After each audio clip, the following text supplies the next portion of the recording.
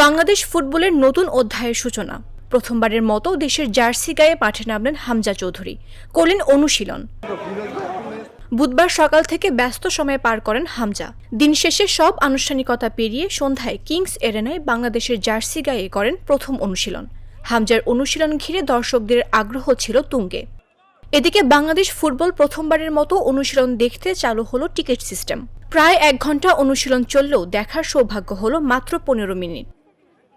অনুশীলনে দলের সঙ্গে রানিং, স্ট্রেচিং, ফিটনেস ও স্কিল ড্রিলেও অংশ নেন Hamza.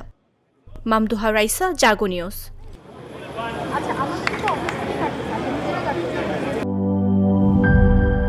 একনল hand wash 100% paraben free, তাই নিরাপদ হাতের জন্য আস্থা রাখুন একনলে।